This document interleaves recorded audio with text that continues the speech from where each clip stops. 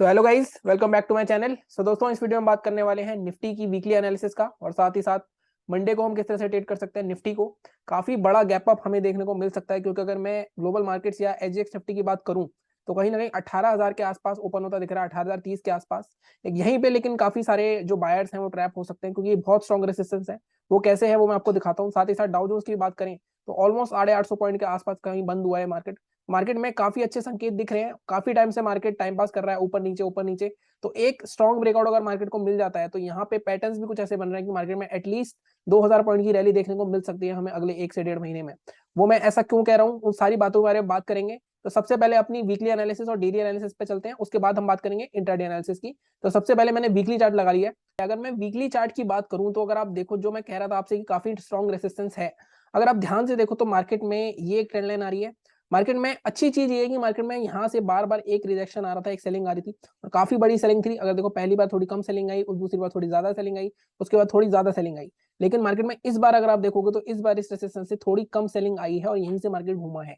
तो कहीं ना कहीं यहाँ पे बायर्स ने अपनी स्ट्रेंथ दिखा दी है पूरी, कि कहीं ना कहीं बायर्स काफी स्ट्रॉन्ग है।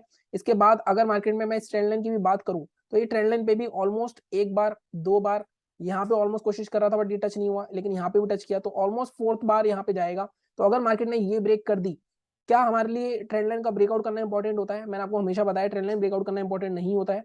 इसके बाद जब तक मार्केट में ये वाला स्विंग, ये जो रेसिस्टेंस जोन है पूरा, जब तक ये ब्रेक नहीं होगा, ये लेवल बनता है आपका 18,100 के आसपास का, जब तक ये ब्रेक नहीं होगा तब तक आपको कोई भी नया रन नहीं देखने को मिलेगा। साथ ही साथ अगर आप वीकली चार्ट पे देखोगे तो एक बहुत ही स्ट्रॉन्ग पैटर्न होता है, हेड एंड शोल्डर पैटर्न, वो भी बन रहा है। वो कैसे? अब आप इस एक्सेस प्राइस को हटा दो, आप यहाँ से देखोगे ध्यान से, आप इसको कप एंड हैंडल भी बोल सकते हो, आप इसको हेड एंड शोल्डर भी बोल सकते हो। तो यहाँ पे पैटर्न बन रहा है। जब भी इस तरह का पैटर्न बनता है, यहाँ हमें सिर्फ ब्रेकआउट चाहिए, यहाँ पे हमें इस तरह का एटलीस्ट एक ब्रेकआउट चाहिए, देन मार्केट में हम अपनी पोजीशन बना सकते हैं। लंबे टाइम 1-1.5 महीने के लिए भी बना सकते हैं, क्योंकि उसके बाद इसका जो टारगेट होता है, इसका टारगेट आपको पता होगा कि नेकलाइन और इसके बीच का डिफरेंस होता है।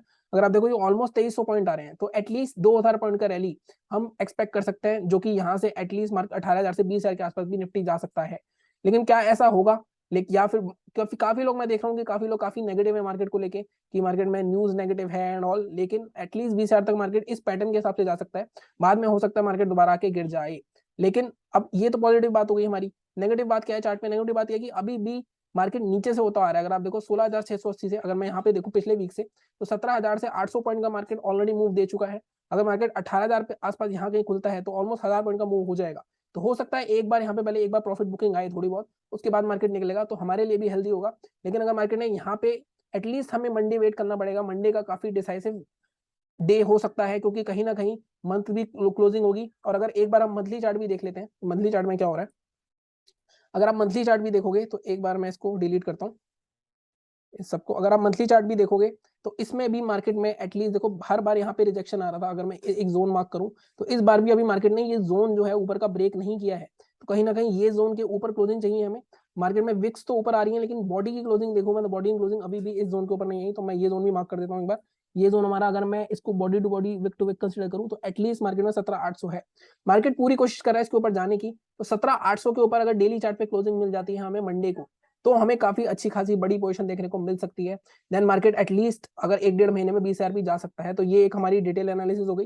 अगर मैं वीकली चार्ट पे चलता हूँ तो अगर हमें पोजीशन बनानी है तो हमारे लेवल्स क्या है? तो हमारे लेवल सीधे सीधे, जैसे ही मार्केट अगर डेली चार्ट पे, क्या मान लो कि कल 17,800 के ऊपर क्लोज हो जाता है, 18,000 पे क्लोजिंग जरूर दिखा रहा है, लेकिन उसके नीचे भी आ सकता है मार्केट। मंडे को मुझे ऐसा लगता है मार्केट ओपन जरूर होगा गैप अप, लेकिन वो सोल्ड ऑफ हो सकता है। तो कहीं ना कहीं, क्योंकि मार्केट इमीडिएट रेसिस्टेंस पे है। लेकिन मार्केट अगर नीचे आके भी 17,800 के ऊपर भी क्लोज होता है डेली चार्ट पे, देन हम उसके हाई के ऊपर कोई पोजीशन बना सकते हैं। टारगेट्स हमारे क्या रह सकते हैं? टारगेट हमारा रहेगा, फर्स्ट रहेगा हमारा टारगेट एटलीस्ट 18,150 तक का।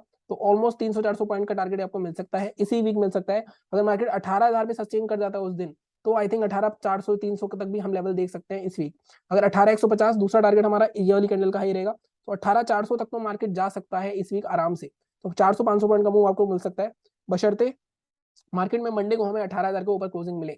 अगर मंडे को ही मार्केट 18,300-400 चला गया तो आई थिंक हमें दिक्कत हो सकती है, क्योंकि मार्केट में हमारा मूव मिस हो जाएगा। तो उस केस में आप, अगर मार्केट 18,000 के ऊपर आधे घंटे की कोई कैंडल क्लोजिंग करता है, मान लो एक डिप मारता है नीचे, फिर ऊपर जाके दोबारा आधे घंटे क्लोजिंग करता है, तब हम बाय कर सकते हैं उसके हाई के ऊपर। देन हमारा मूव बच सकता है, क्योंकि कहीं ना कहीं अगर मार्केट गैप अप ओपन होकर और ऊपर जाता है तो शायद हमारा मूव मिस हो जाए, अगर हम डेली चार्ट की क्लोजिंग का वेट करें। तो ये हो गई हमारी एक बाइंग की एनालिसिस। अब सेलिंग साइड भी आ सकता है।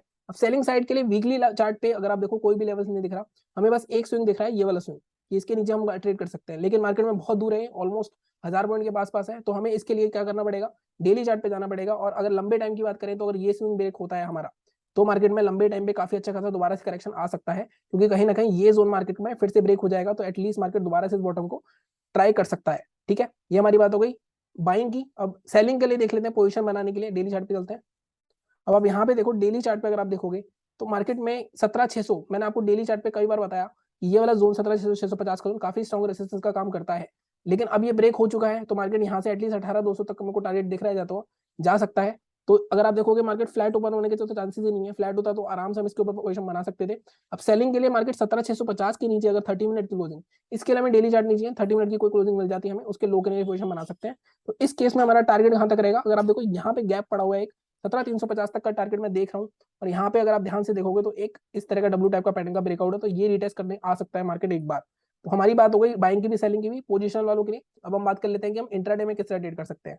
तो 15 मिनट के चार्ट पे चलते हैं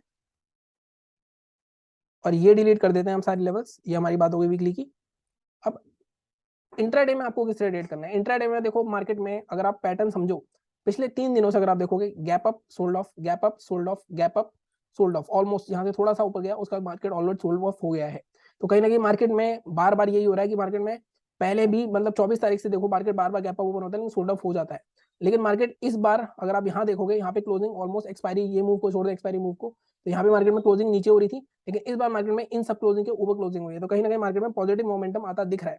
तो आपको बाय सेल करना है तो आप कहाँ कर सकते हो, तो इसके लिए हम सीधे सीधे आपका बाइंग का जोन सीधे हमें दिख रहा है कि मार्केट बार बार इस लेवल से गिर रहा है, एक बार हो चुका है, 2 बार हो चुका है, 3 बार हो चुका है, तो कहीं ना कहीं ये वाला लेवल काफी इंपॉर्टेंट है हमारे लिए। और ये कौन सा लेवल है, 17,820, तो हम 17,820 के ऊपर इंट्राडे में तो इमीडिएटली बाय कर सकते हैं। टारगेट क्या रहेंगे हमारे, टारगेट हमारे ये वाले लेवल रह सकते हैं 17,840, ये 40 पॉइंट के टारगेट के लिए ट्रेड नहीं करोगे आप, तो हमारा एटलीस्ट मैंने आपको आई थिंक थर्सडे वाली वीडियो में बताया था कि हम यहाँ से जब निकलेंगे तो साइकोलॉजिकल लेवल के 50 पॉइंट नीचे 17,950 या 17,900 तक का टारगेट हमारा रह सकता है निफ्टी में। लेकिन मार्केट जैसा हमें दिख रहा है मार्केट कहाँ ओपन हो रहा है, गैप अप ओपन हो रहा है, तो कहीं ना कहीं यहाँ पे थोड़ी दिक्कत आ सकती है, मार्केट 18,000 के आसपास ओपन होता दिख रहा है हमें, तो यहाँ पे बाइंग में हम 17,900 के आसपास तक का टारगेट ले सकते हैं। लेकिन अगर मार्केट 18,000 के ऊपर ही ओपन हुआ तब हम अगर हमें कुछ भी शूटिंग स्टार टाइप की कैंडल मिलती है उस लेवल के आसपास कहीं ना कहीं, क्योंकि इंपॉर्टेंट रेसिस्टेंस है वो, जैसे मैंने आपको अभी इस पे दिखाया ट्रेंड लाइन का, तो वहां पे आपकी सेलिंग के लिए चांसेस ज्यादा हैं, तो वहां पे सेलिंग में आपको बड़ा ट्रेड मिल सकता है रेदर देन बाइंग। फिर भी अगर गैप अप वो के रेंज बनाता है कोई, उसके ऊपर निकलता है तो आप बाय कर सकते हो 18,200 के टारगेट के लिए, नीचे जाता है तो पूरा काफी अच्छा खासा आई थिंक गैप फिल हो सकता है पूरा। ठीक है, सेलिंग अगर हमें करनी है तो सेलिंग अगर इंट्राडे की बात करें तो ये वाला स्विंग हमारे लिए काफी इंपॉर्टेंट है, तो इस स्विंग के नीचे सेल करेंगे और ये स्विंग है हमारा 17,724 720 के नीचे, इसके बाद सीधा टारगेट हम अपना यहाँ तक का ले सकते हैं एटलीस्ट 17,650 का।